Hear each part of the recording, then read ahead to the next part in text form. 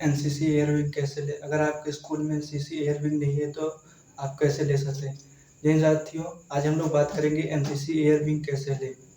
अगर आपके स्कूल और कॉलेज में एनसीसी एयरविंग नहीं है तो आप कैसे ले सकते हैं, आज पूरी डिटेल वीडियो में हम चर्चा करेंगे 1 to 1। तो सबसे पहले हम लोग बात करते हैं, अगर आपके स्कूल में अगर एनसीसी नहीं है तो हम लोग क्या करें। तो सबसे पहले आपको उस स्कूल में एडमिशन कराइए जहाँ पे एनसीसी है, तभी आप वहाँ एनसीसी ले पाएंगे, नहीं तो आप नहीं ले पाएंगे। और ज़्यादातर एयरविंग का एनसीसी हर कॉलेज में स्कूल में नहीं होता है, क्योंकि आप मोस्टली आपको देखने को मिलेगा कि आपको एनसीसी आर्मी विंग की हर जगह मिलेगी। आपको सबसे कम नेवल विंग और एयर विंग को देखने को मिलती है। तो आप सबसे पहले वहाँ एडमिशन कराइए जहाँ पे आप एयर विंग एनसीसी है। मैंने भी एयर विंग एनसीसी लिया था फर्स्ट ईयर जेडी में, लेकिन मैंने छोड़ दिया, मैंने आर्मी विंग ज्वाइन किया क्योंकि मुझको आर्मी विंग अच्छा लगता था, एयर विंग नहीं। तो मैं आपको पूरी डिटेल में मैंने किया है, तो मैं आपको पूरी डिटेल में बता सकता हूँ कि एनसीसी एयर विंग में कैसे ज्वाइन कर सकते हैं। तो सबसे पहले हम लोग बात करते हैं, आप सबसे पहले वहाँ एडमिशन करें जहाँ पे एनसीसी है। उसके बाद आप वहाँ पे उस स्कूल में एडमिशन कराने के बाद आप वहाँ पे एनसीसी ऑफिस जो होता है इन लोगों का, वहाँ पे आप पता करिए कि उसका फॉर्म कब आएगा। फॉर्म आने के बाद आप फॉर्म फिलअप करिए, उसके बाद आपको एग्ज़ाम डेट आएगी। एग्ज़ाम डेट आपको 2-3 हफ्ते पहले ही आपको फॉर्म दे दिया जाता है एग्ज़ाम से। तो आप एग्ज़ाम पहले फॉर्म फिलअप करिए। फॉर्म फिलअप करने के बाद आपको एग्ज़ाम डेट बताया जाएगा, आपको उस दिन आना होगा। उसके बाद आपकी परीक्षा होगी। परीक्षा होने के बाद आपका फिर मेरिट लिस्ट आएगा, मेरिट लिस्ट में आपका नाम होगा तो आप एनसीसी ज्वाइन कर सकते हैं। तब हम लोग बात करते हैं परीक्षा में क्या-क्या होगा। तो सेम वही जैसे आप आर्मी विंग ज्वाइन करते हैं, सेम पेपर वही होता है एयर विंग का चाहे नेवल विंग का। हाँ, बस थोड़ा बहुत डिफरेंट होता है बस। तो हम लोग जैसे फिजिकल आर्मी विंग का होगा सेम उसी तरह एयर विंग का होगा। तो हम लोग बात करते हैं सब फिजिकल में क्या-क्या होगा। तो आपको नॉर्मली मैं बता दे रहा हूँ, मैंने फिजिकल टेस्ट के बारे में एक अलग से पूरी डिटेल वीडियो बना दी है, तो आप उसे चेकआउट कर सकते हैं। वहाँ पे आपको मैंने पूरा एक-एक पॉइंट पूरा बताया था कि आप कैसे स्मार्ट तरीके से निकाल सकते हैं। तो हम लोग बात करते हैं सबसे पहले फिजिकल में। सबसे पहले आपको क्या होगा, जिस दिन आपका एग्ज़ाम होगा उस दिन आपको बुलाया जाएगा। बुलाने पे आपको वहाँ पे जो फॉर्म दिया रहेगा, फॉर्म में आपका नंबर मिला रहता है। उसमें आपको उसी क्रम के अनुसार बैठाया जाएगा। उसके बाद तो वहाँ पे बैठाने के बाद आपको ले जाया जाएगा ग्राउंड में। ग्राउंड में ले जाने के बाद सबसे पहले आपकी हाइट नापी जाएगी। हाइट में आपको कितना चाहिए, आपको अगर जेडी में है तो आप 165 प्लस व 160 प्लस ही रहिए। क्योंकि हाइट का ऐसा कोई वो नहीं है कि एनसीसी में हाइट का बटालियन की तरफ से या एनसीसी की तरफ से कोई आता है कि इतनी हाइट चाहिए। जितने लोग रहेंगे उनको छाँटने के लिए एनसीसी हाइट लगाते हैं। अगर बहुत ज़्यादा लोग हैं तो बहुत जो बड़े-बड़े होंगे उनको छाँट लिया जाएगा, बहुत कम लोग हैं तो जो है सभी को ले लिया जाएगा। तो आपके स्कूल में जितने हैं उतने उतने ही को लिया जाएगा, जितनी आपकी सीट आएगी उतना ही लिया जाएगा। अगर उसमें बहुत ज़्यादा है तो उन्हीं को छाँटने के लिए आपको एग्ज़ाम देना पड़ता है ज़्यादा। तो नॉर्मली क्या होता है कि 165 में जेडी में लिया जाता है, नॉर्मली मैं बात कर रहा हूँ। और गर्ल्स का क्या होगा 160 होगा। उसके बाद आपका रनिंग होगा।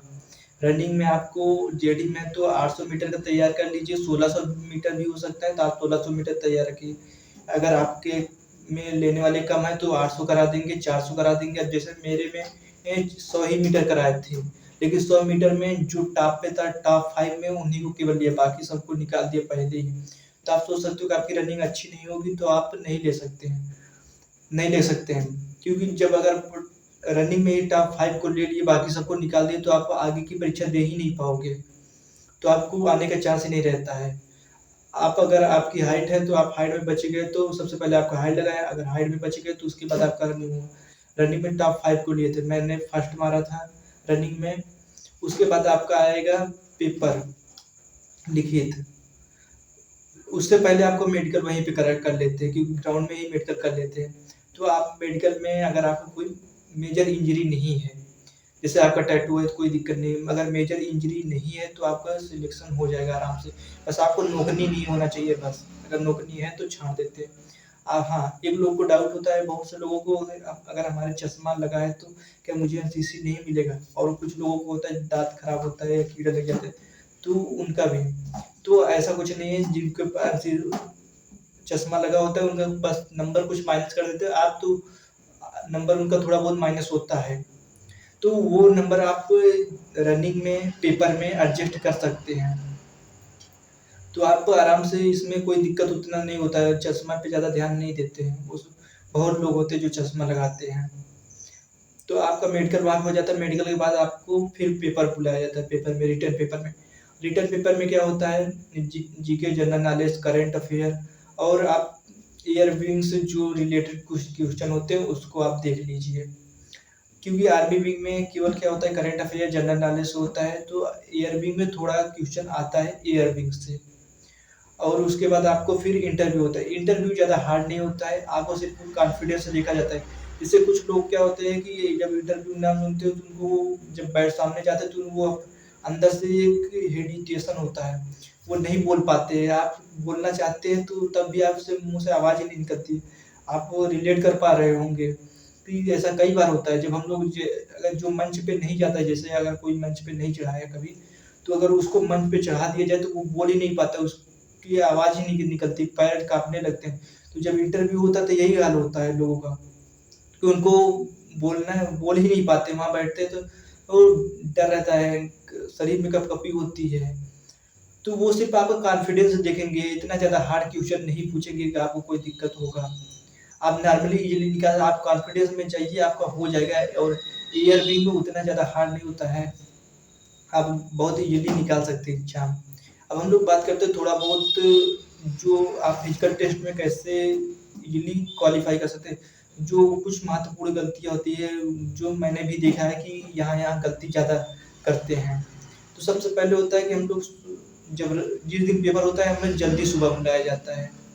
बहुत मतलब ऐसा नहीं है कि सब में जल्दी बुलाया जाता है, लेकिन ज़्यादा चांस होता है कि सुबह जल्दी बुलाया जाता है। और सुबह जल्दी बुलाया जाता है तो हम लोग खा के नहीं जाते खाना-पीना। तो वहाँ पे क्या होता है कि भर्ती लंबी अब बहुत से में होता है कि कैडेट ज़्यादा हो जाते हैं, तो भर्ती प्रक्रिया बहुत लंबी हो जाती है, 4-4 5-5 घंटे, और आपको बैठा दिया जाता है, तो आप सुबह से खाना नहीं खाए होते तो आपको भूख लग जाती है। तो जब आप रनिंग में जाते हैं तो आप नहीं दौड़ पाएँगे, क्योंकि सुबह आपको 7 बजे बुला लिया। मुझे जब मेरा था तो मुझे 7 बजे बुला लिया गया था, साढ़े 6 बजे मैं वहाँ पे पहुँच गया था, 7 बजे, और वहाँ पे लगभग शाम हो गई थी। और रनिंग मेरा लगभग 1-2 बजे हुआ था। तो आप अगर सोच सकते हो कि एक बार जब आप बैठा दिए जाते हैं, तो वहाँ से आप उठ के जा नहीं सकते हैं। तो आप हल्का-फुल्का, बहुत ज़्यादा भी मत खाइए कि आप इतना खा लिए कि आप दौड़ ही नहीं सकते हैं, और इतना भी मत खाइए कि कुछ खाए ही ना कि तब भी आपको कुछ ना कर पाएँ। तो आप हल्का खाइए जिससे आपकी एनर्जी तुरंत बनी रहे, और ऐसा कुछ अपने बैग में रख के ले जाइए कि जिससे आपकी एनर्जी बनी रहे तुरंत खाने के बाद। जैसे आलू की जो चीज़ होती है उससे एनर्जी तुरंत मिलती है, तो आप कुछ ऐसा रख सकते हैं, जैसे चिप्स हो गया। तो आप ऐसा कुछ खाने के लिए रख सकते हैं कि जो तुरंत एनर्जी बनाए। आप रनिंग से पहले उसको खा लीजिए, उसके बाद आप तुरंत आपको एनर्जी मिलेगी जिससे आप अच्छे से दौड़ सकते हैं। और उसके बाद हम लोग बात करते हैं, बहुत से लोग क्या होते हैं कि वो प्रॉपर लोअर टी-शर्ट में नहीं ले ले जाते हैं। अगर आपके पास किट है दौड़ने के लिए तो अच्छी बात है, आप उसे ले जाइए, क्योंकि आपको जितना लोअर रहता है आपको दौड़ने में उतना दिक्कत होगा। और आप शूज़ या तो उतार के दौड़ो या तो पहन के दौड़ो। आप उतार के दौड़ने की इच्छा है तो आपको गलती हो सकती है। ग्राउंड होता है, ग्राउंड में कुछ ईंटें होती हैं, कुछ कंकड़-पत्थर होते हैं, जो आपके पैरों में चोट लगने की ज़्यादा चांस होते हैं। तो आप अच्छा एक शूज़ लेके जाइए। बहुत मोटा ले जाएँगे तो आप, अगर रनिंग आपकी ज़्यादा है तो आप 1 राउंड लगाएँगे तो आपका पैर इतना भारी हो जाएगा दौड़ने के बाद कि आप पैर ही नहीं उठेगा। आपको लगता है कि बहुत हल्का होता है शूज़, और जब 1 राउंड लगाएँगे तो उसके बाद आपको पता चलेगा कि शूज़ कितना वज़न आपको दिखने लगता है। उसके बाद आता है, आप शूज़ ले जाइए, उसके बाद आप प्रॉपर अच्छे से एक लोअर टी-शर्ट हो, अगर आपके पास किट है तो अच्छी बात है, आप किट में ही दौड़िए, मैं प्रेफ़र करूँगा। नहीं तो आप लोअर टी शर्ट है तो आप लोअर टी शर्ट जिसमें अच्छे कंफर्टेबल हो आप दौड़ सकें। उसके बाद आता है कि आप मेडिकल में आप मेडिकल में आपका कुछ बस नहीं होता, आप उसमें कुछ नहीं कर सकते। उसमें आपको कोई कुछ नहीं करता है, वो जो पीआई स्टाफ आते हैं आपके पेपर लेने वाले उन्हीं का होता है। तो उसमें आप कुछ नहीं कर सकते। इंटरव्यू में मैंने बताया कि आप कॉन्फिडेंस रहिए बस, इससे ज़्यादा आपकी कोई ज़रूरत नहीं है। आप भले क्वेश्चन का ईज़िली आंसर नहीं दे पाए, अगर आप क्वेश्चन गलत हो लेकिन आप कॉन्फिडेंस रहेगा तो आपको चांस है। मैंने कई लोगों को देखा है कि जो वो क्वेश्चन से नहीं मतलब होता है उनका, वो सिर्फ़ आपको कॉन्फिडेंस से देखते हैं बस। तो आई होप आपको सारा डाउट क्लियर हो गया होगा एनसीसी एयरविंग में। अगर अच्छा लगा तो लाइक करें, कमेंट करें। अगर आप किसी और चीज़ पे जब जानना चाहते हैं तो कमेंट करिए, मैं उस पर डिटेल वीडियो बना दूंगा।